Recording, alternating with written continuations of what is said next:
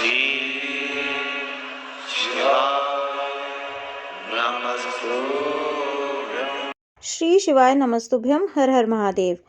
कल त्रिवेणी शिव चर्चा जो कि प्रयागराज से हो रही है, उसमें गुरु जी ने कुछ विशेष जानकारियां दी हैं जो इस वीडियो के माध्यम से हम आपको देंगे।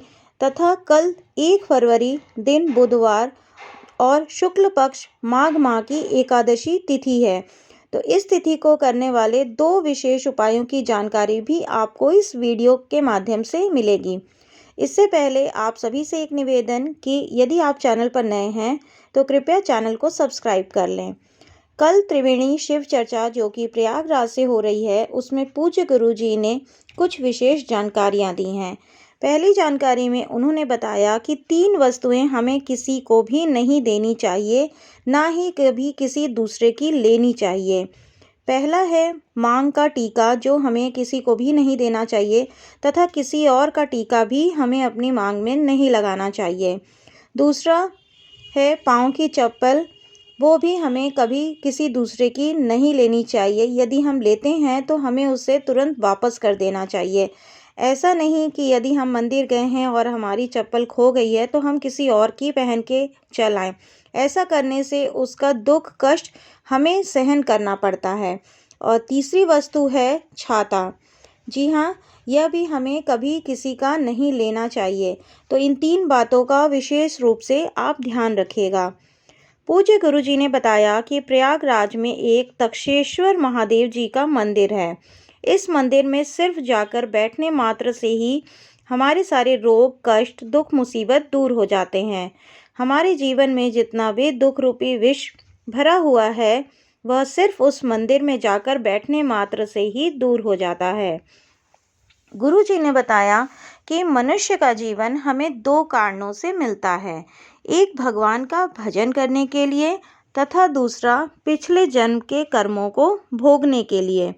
और यदि हमें बहुत ज़्यादा दुख कष्ट परेशानी है तो हमें महादेव की शरण में जाना चाहिए। यह जानकारी गुरु जी लगभग अपनी सभी शिव महापुराण कथा में देते हैं। त्रिवेणी शिव चर्चा में गुरु जी ने बताया कि आशीर्वाद 2 प्रकार का होता है। एक होता है चिरंजीवी भव तथा दूसरा होता है आयुष्मान भव।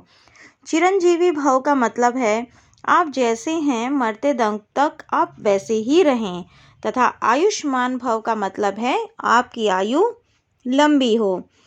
तो कमेंट कर आप बताइए कि इन दोनों में से कौन सा आशीर्वाद श्रेष्ठ होता है। चिरंजीव भव का मतलब है आप जैसे हैं मरते दम तक वैसे ही रहें, तथा आयुष्मान भव का मतलब है आपकी आयु लंबी हो। तो चलिए शुरू करते हैं कल के एकादशी उपाय के बारे में। पहला उपाय, यदि आपके घर में पैसा तो आ रहा है परंतु रुक नहीं रहा है, टिक नहीं रहा है, उसके लिए आपको पहला वाला उपाय करना है। तथा दूसरा उपाय कि जिनके घर में पैसा आ ही नहीं रहा है, आर्थिक तंगी बहुत ज़्यादा है, घर में पैसा एकदम नहीं आता है, तो आप कौन सा उपाय करेंगे। पहला उपाय में यदि आपके घर में पैसा तो आ रहा है परंतु रुक नहीं रहा है, टिक नहीं रहा है, तो एकादशी के दिन आप एक लोटे में गंगा जल डालकर उसमें बेलपत्री के 7 पत्ते डाल दीजिए और शिव मंदिर जाकर सबसे पहले नंदी का जो पाँव उठा हुआ रहता है वहाँ पर गंगा जल चढ़ा दीजिए।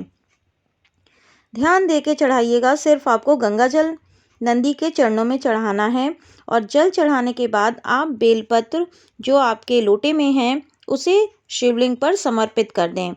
ऐसा करने से आपका पैसा कभी कहीं गलत जगह पर नहीं लगेगा और घर में पैसा टिकना शुरू हो जाएगा। अगर आपने किसी को उधार पैसे भी दिए हैं तो वो पैसा भी आपको मिलना प्रारंभ हो जाएगा। एकादशी का दूसरा उपाय उनके लिए है जिनके घर में पैसा आ ही नहीं रहा है, तो उसके लिए व्यापार व्यवसाय आपका कुछ भी नहीं चल रहा है, नौकरी नहीं लग रही है और आप बहुत परेशान हो रहे हैं। तो उस स्थिति में एकादशी के दिन एक पात्र में, चाहे तो आप लोटा कलश कुछ भी ले लीजिए, उस पात्र में गंगा जल डालकर तुलसी के 11 पत्ते उसमें डाल दीजिए। एक बात का विशेष रूप से ध्यान दीजिएगा कि एकादशी और इतवार तथा मंगलवार तुलसी के पत्ते को नहीं तोड़ना चाहिए। तो आप तुलसी के 11 पत्ते एक दिन पहले ही तोड़कर रख लीजिए, या आप एकादशी के दिन किसी फूल वाले से भी आप वह तुलसी के पत्ते ला सकते हैं। अब उस कलश या लोटे में जिसमें आपने 11 तुलसी के पत्ते डाले हैं, लेकर पहुंच जाइए किसी भी नारायण के मंदिर में। चाहे तो आप राम मंदिर में जा सकते हैं, कृष्ण मंदिर में, या विष्णु जी के मंदिर में, कहीं भी आप पहुंच जाइए। परंतु यहाँ पे एक बात का विशेष ध्यान रखिएगा कि आपको महादेव के मंदिर में नहीं जाना है। अब उस तुलसी जल वाले कलश को आप मंदिर में रख दीजिए और कुछ देर उस पात्र को वहीं वैसा ही रहने दीजिए, और आप वहां बैठकर कोई भी मंत्र का जाप, जैसे कि ओम नमो भगवते वासुदेवाय नमः या राम राम का जाप, कृष्ण कृष्ण का जाप, किसी भी मंत्र का जाप कीजिए और भगवान से अपनी धन संबंधित समस्याओं को कहिए। इतना करने के बाद आप उस पात्र को लेकर आ जाइए और किसी भी पेड़ के नीचे तुलसी सहित उस जल को डाल दीजिए। ऐसी जगह डालिएगा जहां किसी का पैर ना पड़े। ऐसा करने के बाद आपको घर आ जाना है। इस उपाय को करने से नौकरी, व्यापार या धन से संबंधित परेशानी समाप्त हो जाती है। तो आप 3 से 4 एकादशी यह उपाय आप लगातार करिएगा। आशा करती हूँ आपको यह जानकारी उपयोगी लगी होगी। मिलते हैं अगले वीडियो में। तब तक के लिए श्री शिवाय नमस्तुभ्यम। हर हर महादेव।